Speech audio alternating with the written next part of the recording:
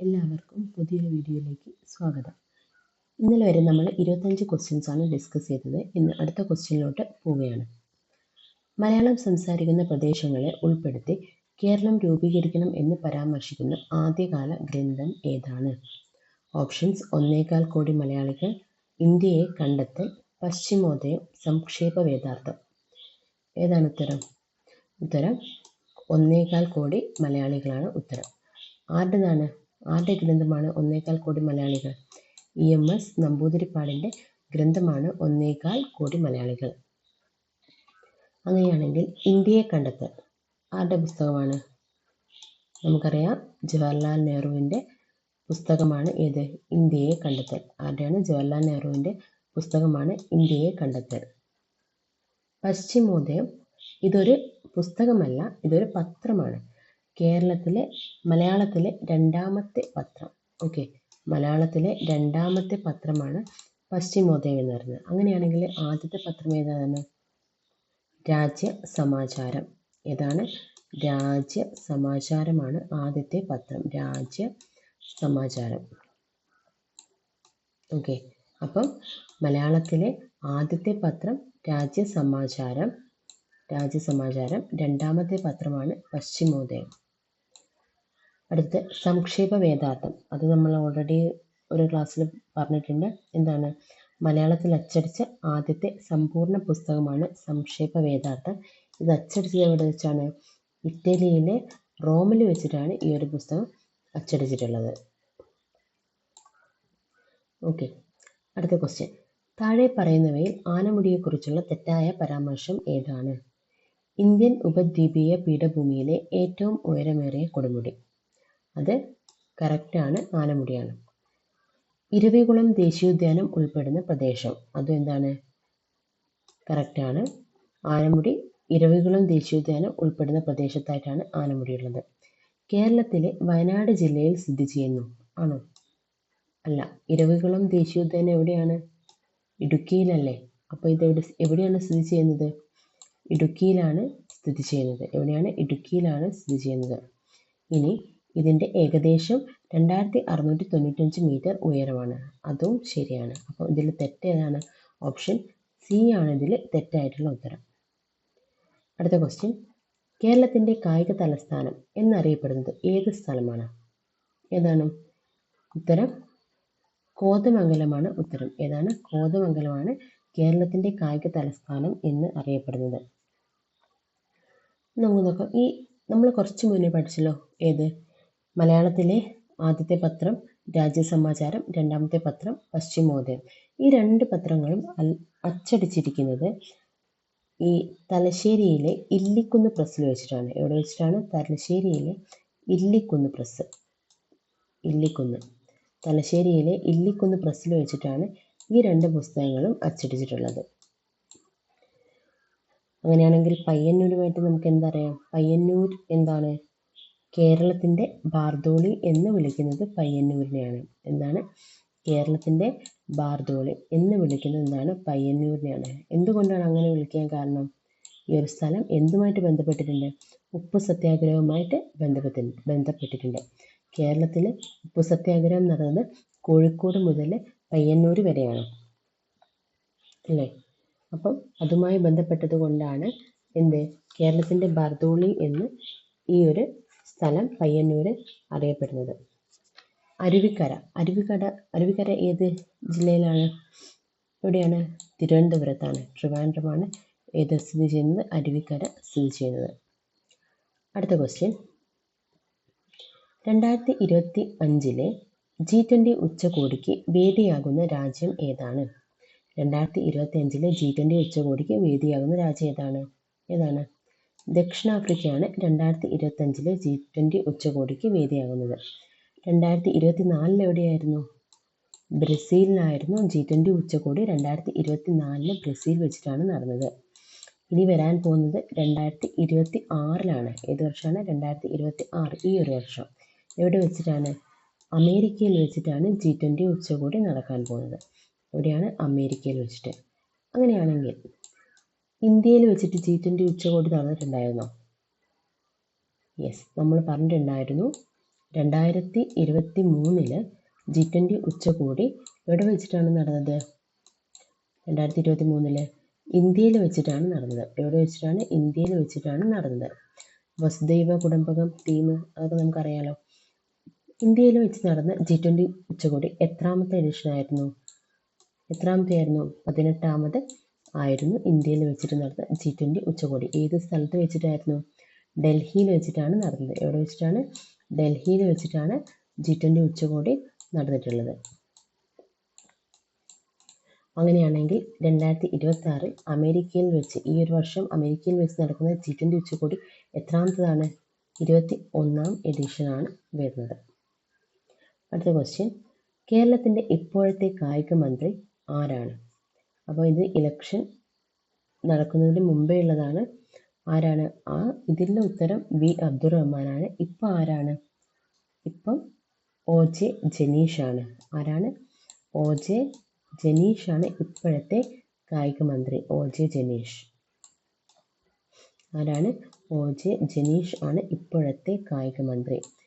അങ്ങനെയാണെങ്കിൽ കേരളത്തിലെ ആദ്യത്തെ കായിക വകുപ്പ് മന്ത്രി ആരാണ്? TV തോമസ് ആയിരുന്നു കേരളത്തിലെ ആദ്യത്തെ കായിക വകുപ്പ് മന്ത്രി. ആരായിരുന്നു? TV തോമസ് ആണ് കേരളത്തിലെ ആദ്യത്തെ കായിക വകുപ്പ് മന്ത്രി. അടുത്ത ക്വസ്റ്റ്യൻ, ലക്ഷദ്വീപിൽ ബ്രാഞ്ച് ആരംഭിച്ച ആദ്യ സ്വകാര്യ ബാങ്ക് ഏതാണ്? അത് HDFC ആണ് ആദ്യത്തെ സ്വകാര്യ ബാങ്ക്. അടുത്ത ക്വസ്റ്റ്യൻ, 2024 മികച്ച നടനുള്ള കേരള സംസ്ഥാന ചലച്ചിത്ര അവാർഡ് നേടിയ നടൻ ആരാണ്? നമുക്കറിയാം, ആടുജീവിതം എന്ന സിനിമയിലൂടെ പൃഥ്വിരാജിനാണ് 2024 മികച്ച നടനുള്ള കേരള സംസ്ഥാന ചലച്ചിത്ര അവാർഡ് നേടിയത്. അങ്ങനെയാണെങ്കിൽ 2025 ആർക്കാണ്? 2025 മികച്ച നടൻ ആരായിരുന്നു? നമുക്കെല്ലാവർക്കും അറിയാം ആരാണ്? മമ്മൂട്ടിക്കാണ് 2025 മികച്ച നടനുള്ള സംസ്ഥാന ചലച്ചിത്ര അവാർഡ് കിട്ടിയിരിക്കുന്നത്. മമ്മൂട്ടിക്ക് ആണ്. സിനിമ ഏതാണ്? ബ്രഹ്മയുഗം. ഏതാണ്? ബ്രഹ്മയുഗം ആണ് ഫിലിം. ബ്രഹ്മയുഗം. അങ്ങനെയാണെങ്കിൽ മികച്ച നടി ആരായിരുന്നു? 2025 മികച്ച നടി ആരാണ്? ഷംല ഹംസയാണ് മികച്ച നടി. ആരാണ്? ഷംല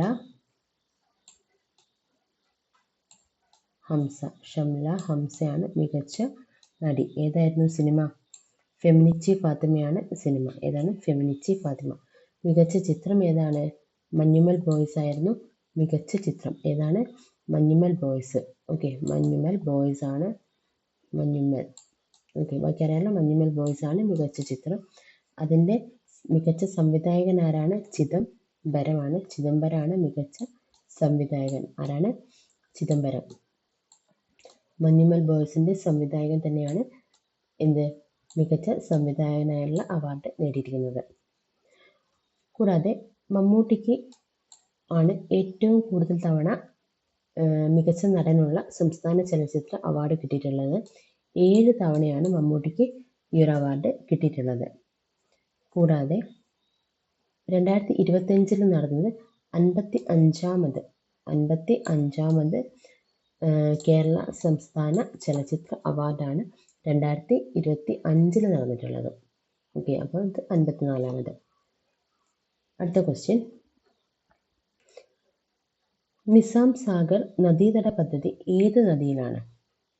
അപ്പോൾ ഇതിൽ ഓപ്ഷൻസ് ഉള്ളത് ഗംഗ, കാവേരി, കൃഷ്ണ, ഗോദാവരിയാണ്. നമ്മുടെ ഈ ഒരു ഓപ്ഷൻസ് നോക്കുകയാണെങ്കിൽ ഗോദാവരിയാണ് നമ്മൾ പറയുന്നത്. കാരണം എന്താണ്? ഗോദാവരി നദിയുടെ പോഷക നദിയായ മഞ്ചീര നദിയിലാണ്. ഏതാണ്? മഞ്ചീര നദിയിലാണ് ഈ ഒരു നിസാം സാഗർ പദ്ധതി ഉള്ളത്. ഏതാണ്? മഞ്ചീര നദിയിൽ. ഓക്കെ, മഞ്ചീര നദിയിലാണ് നിസാം സാഗർ. അത് ഗോദാവരിയുടെ പോഷക നദിയാണ് മഞ്ചീര എന്ന് പറയുന്നത്. ഈ ഒരു നദിയിലാണ് നിസാം സാഗർ നദീതട പദ്ധതി ഉള്ളത്. ഓക്കെ, അതെവിടെയാണ്? തെലങ്കാനയിലാണ്. എവിടെയാണ്? തെലങ്കാനയിലാണ് ഈ ഒരു പദ്ധതി. എവിടെയാണ്? തെലങ്കാന. ഓക്കെ, അടുത്ത ക്വസ്റ്റ്യൻ, ഇന്ത്യയുടെ ഏറ്റവും തെക്കേ അറ്റത്തുള്ള മേജർ തുറമുഖം ഏതാണ്? വിശാഖപട്ടണം, കൊച്ചി, തൂത്തുക്കുടി, കൃഷ്ണപട്ടണം. ഏതാണ് ഉത്തരം? ഏതാണ്? തൂത്തുക്കുടിയാണ് ശരിയായ ഉത്തരം. തൂത്തുക്കുടിയാണ് ശരിയായ ഉത്തരം. തൂത്തുക്കുടിയുടെ ഔദ്യോഗിക നാമം എന്താണ്?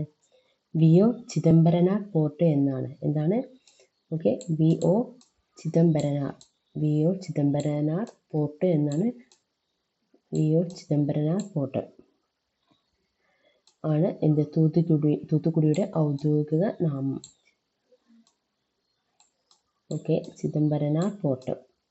ഇതാണ് തൂത്തുക്കുടിയുടെ ഔദ്യോഗിക നാമം.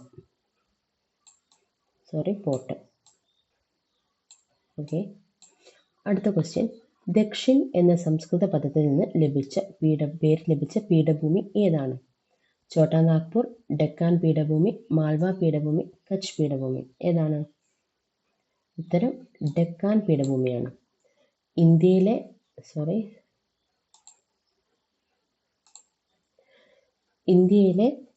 ഏറ്റവും വലിയ പീഠഭൂമിയാണ് ഡെക്കാൻ പീഠഭൂമി. ഓക്കെ, അവിടെ കാണുന്നത് ഏതിനം മണ്ണാണ്? ഡെക്കാൻ പീഠഭൂമിയിൽ കാണുന്നത് കറുത്ത മണ്ണാണ്. കറുത്ത മണ്ണ് എന്ന് പറയുമ്പോൾ തന്നെ നമുക്കറിയാം എന്തിനാണ് ഏറ്റവും കൂടുതൽ ഉപകാരപ്പെടുന്നത് കറുത്ത മണ്ണ്? കോട്ടന് അല്ലേ? കോട്ടൺ കൃഷിക്ക് ഏറ്റവും ഉപകാരമുള്ള മണ്ണാണ് കറുത്ത മണ്ണ്. അവിടെ നന്നായിട്ട് ഉണ്ടാകുന്നതാണ് കോട്ടൺ കൃഷിയാണ്. ഈ കറുത്ത മണ്ണ് ഏത് റോക്ക് പൊടിഞ്ഞിട്ടാണ് ഉണ്ടാകുന്നത്? ഏത് ശില പൊടിഞ്ഞിട്ടാണ് കറുത്ത മണ്ണ് ഉണ്ടാകുന്നത്? ഏതാണ്? ബസാൾട്ട് ആണ്. ഓക്കെ, ബസാൾട്ട് ശില പൊടിഞ്ഞാണ് എന്തുണ്ടാകുന്നത്? കറുത്ത മണ്ണ് ഉണ്ടാവുന്നത്. ഓക്കെ, ഏതാണ്? ബസാൾട്ട് ആണ്. ഇനി ഛോട്ടാ നാഗ്പൂർ നമുക്ക് നോക്കാം. ഛോട്ടാ നാഗ്പൂർ എന്താണ്? ഇന്ത്യയുടെ ധാതു കലവറ എന്നറിയപ്പെടുന്നത്. ഇന്ത്യയുടെ ധാതു കലവറ. ഓക്കെ, ഇന്ത്യയുടെ ധാതു കലവറ എന്നറിയപ്പെടുന്ന ഏതാണ്? ഛോട്ടാ നാഗ്പൂർ ആണ് ഇന്ത്യയുടെ ധാതു കലവറ എന്നറിയപ്പെടുന്നത്.